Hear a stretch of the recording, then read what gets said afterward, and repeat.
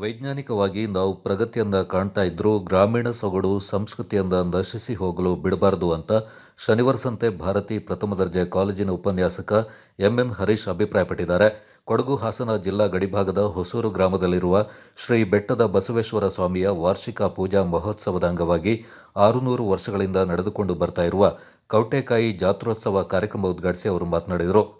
ಮುಗಿದ ಕೆಲವು ದಿನಗಳ ಹಿನ್ನೆಲೆಯಲ್ಲಿ ಈ ಬೆಟ್ಟದ ಬಸವೇಶ್ವರನಿಗೆ ಕೌಟೆಕಾಯಿಯ ಮಾಲೆಯನ್ನು ಹಾಕುವ ಮುಖಾಂತರ ಅದನ್ನ ಸಮರ್ಪಣೆಯನ್ನ ಮಾಡ್ತಾ ಇದ್ರು.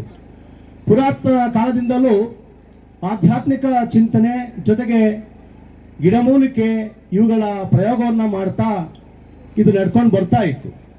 ಆದರೆ ಇದರ ವಿಶೇಷತೆ ಈಗಾಗಲೇ ಹೇಳಿದಂಗೆ ನಮ್ಮ ಪೂರ್ವಿಕರು ದನಕರುಗಳನ್ನ ಸಾಕ್ತಾ ಇದ್ರು. ಅದರಿಂದ ಸಗಣಿ ಅಥವಾ ನಾವೇನು ತೊಪ್ಪೆ ಅಂತ ಕರಿತೇವೆ ತಗೊಂಡೋಗಿ ಅದನ್ನ ಒಂದ್ ಕಡೆ ಹಾಕ್ತಾ ಇತ್ತು. ನಾವು ತಿಪ್ಪೆ ಅಂತ ಕರಿತೀವಲ್ಲ, ಒಂದ್ ಕಡೆ ತಗೊಂಡೋಗಿ ಹಾಕ್ತಾ ಇದ್ರು. ಅಲ್ಲಿ ಈ ಸಸ್ಯ ಬೆಳ್ಕೊಂಡ್ಬಿಡೋದು. ಈ ಸಸ್ಯ ಬೆಳೆದು ನೂರಾರು ಕೌಟೆಕಾಯಿಗಳನ್ನ ಬಿಡ್ತಾ ಇರುತ್ತೆ. ಹಿಂದೆ ಗ್ರಾಮೀಣ ಪ್ರದೇಶಗಳಲ್ಲಿ ನೈಸರ್ಗಿಕವಾಗಿ ಕೌಟೆಕಾಯಿ ಬಳ್ಳಿ ಹೇರಳವಾಗಿ ಬೆಳೀತಾ ಇತ್ತು. ರೈತರು ಕೌಟೆಕಾಯಿ ಬಳ್ಳಿಯಿಂದ ಸಾವಯವ ಗೊಬ್ಬರವನ್ನ ಮಾಡ್ತಾ ಇದ್ರು. ಅಲ್ಲದೆ ಕೌಟೆಕಾಯಿಯನ್ನ ರೋಗ ರುಜಿನಗಳಿಗೆ ಔಷಧಿಯಾಗಿ ಉಪಯೋಗಿಸ್ತಾ ಇದ್ರು ಎಂದರು. ಶನಿವಾರ ಸಂತೆ ವಿಘ್ನೇಶ್ವರ ಬಾಲಕಿಯರ ಪದವಿ ಪೂರ್ವ ಕಾಲೇಜಿನ ಪ್ರಾಂಶುಪಾಲ ಟಿಪಿ ಶಿವಪ್ರಕಾಶ್, ದೇವಸ್ಥಾನ ಮತ್ತು ಜಾತ್ರಾ ಸಮಿತಿ ಅಧ್ಯಕ್ಷ ಕಾಂತರಾಜ್, ಜಾತ್ರಾ ಸಮಿತಿಯ ಹೊಸೂರು ರಮೇಶ್ ಕೌಟೆಕಾಯಿ, ಹೊಸೂರು ಗ್ರಾಮ ಪಂಚಾಯತ್ ಅಧ್ಯಕ್ಷೆ ಮಂಜುಳಾ ಮಂಜುನಾಥ್, ಶನಿವಾರ ಸಂತೆ ಕಾವೇರಿ ವಿದ್ಯಾಸಂಸ್ಥೆ ಉಪನ್ಯಾಸಕ ಅಶ್ವಥ್, ದೇವಸ್ಥಾನ ಮತ್ತು ಜಾತ್ರಾ ಸಮಿತಿಯ ಪದಾಧಿಕಾರಿಗಳು ಈ ಸಂದರ್ಭ ಪಾಲ್ಗೊಂಡಿದ್ದರು. ಹಾಕೊಂಡು ಅವುಗಳನ್ನ ದೇವರೆಂದು ಪ್ರಾರ್ಥಿಸ್ತಾ ಇದ್ರು. ದೇವರ ಮನೋಭಾವದಲ್ಲಿ ಅದನ್ನು ಪ್ರೀತಿ ಮಾಡಿಕೊಂಡು ಬರ್ತಾ ಇದ್ರು. ಅದೇ ರೀತಿ ಇಲ್ಲಿ ಕೌಟೆಕಾಯಿ ಈ ದನದ ಸಗಣಿಯಿಂದ ರಾಶಿಯಾದ ಕೌಟೆಕಾಯಿ ರಾಶಿಯಲ್ಲಿ ಈ ಕೌಟೆಕಾಯಿ ಬೀಳುವಂತ ಈ ಪ್ರಕೃತಿ ವೈಚಿತ್ರ್ಯತೆ ಬರ್ತಾ ಇತ್ತು. ಅದು ಸಾವಿರಾರು ಕಾಯಿಗಳನ್ನ ಬಿಟ್ಟು ಈ ಗೊಬ್ಬರದೊಳಗೆ ಲೀನವಾಗ್ತಾ ಇತ್ತು. ಆ ಗೊಬ್ಬರವನ್ನ ಇವರು ಕೀಟನಾಶಕಗಳಿಗಾಗಿ ಬಳಸಿ ರೈತರು ತಮ್ಮ ಹೊಲ ಗದ್ದೆಗಳಿಗೆ ಹಾಕಿ ಕ್ರಿಮಿ ಕೀಟಗಳ ಬಾಧೆಗಳನ್ನು ಹತೋಟಿಗೆ ತರ್ತಾ ಇದ್ರು. ಅದೇ ರೀತಿ ಹಾಲನ್ನ ಹಸಿನ ಕೆತ್ತಲೇ ಕರಿಬೇಕು, ಬಾಲದಿಂದ ಕರೆಯಕ್ಕಾಗಲ್ಲ. ಹಾಗೆ ದೇವ್ರ ಪೂಜೆಗಳನ್ನ ಆ ಗರ್ಭಗುಡಿಯಲ್ಲೇ ಮಾತ್ರ ಮಾಡ್ತಕ್ಕದ್ದು. ಎಲ್ಲ ಹೋಗಿ ಬಾತ್ರೂಮ್ ಕೂತ್ಕೊಂಡು ಪೂಜೆ ಆಗಲ್ಲ ಅಂತ ಸಾಮಾನ್ಯವಾಗಿ ಅವರು ನುಡಿಗಳನ್ನ ಆಡ್ತಾ ಇದ್ರು. ಅದನ್ನ ಕೇಳಿಸ್ಕೊಂಡಿರ್ತೀವಿ. ಹಾಗೆಯೇ ನೋಡಿ, ಸುಂದರವಾದ ಈ ಬೆಟ್ಟದ ಮಧ್ಯದಲ್ಲಿ ಈ ಸ್ಥಾಪನೆ ಆಗಿರೋ ಬಸವಣ್ಣನವರ ಜಾತ್ರೆ ಉತ್ಸವ, ಈ ಪೂಜೆ ಪುರಸ್ಕಾರಗಳನ್ನು ಮಾಡ್ತಾರಿಂದ ಈ ಗ್ರಾಮದ ಅಕ್ಕಪಕ್ಕದ ಬೆಳೆಗಳಿಗೆ ಮತ್ತು ಜನರ ಆರೋಗ್ಯದ ಬಗ್ಗೆ ಎಷ್ಟು ಒಂದು ಮಾನ್ಯತೆ ಇದೆ ಅಂದ್ರೆ ಇದೆ. ಕೌಟೆಕಾಯಿ ಜಾತ್ರೆಯ ಇತಿಹಾಸವನ್ನು ತಿಳ್ಕೊಳ್ಬೇಕಾಗುತ್ತೆ.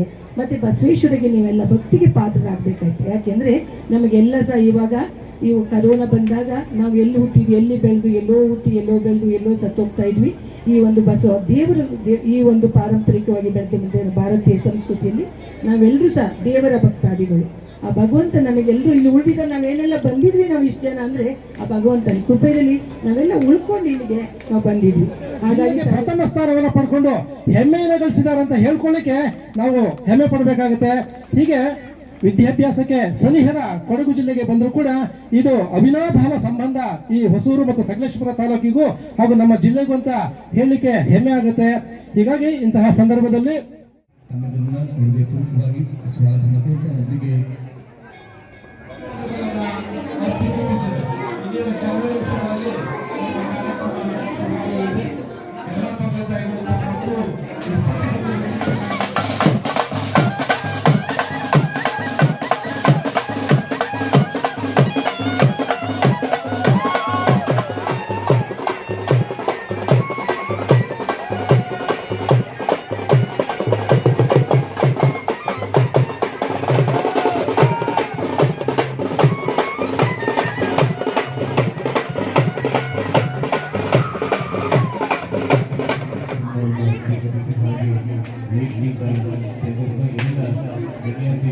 ಕಾಲದಲ್ಲಿ ಗ್ರಾಮೀಣ ಭಾಗದಲ್ಲಿ ರೈತರು ಮತ್ತು ಗ್ರಾಮಸ್ಥರು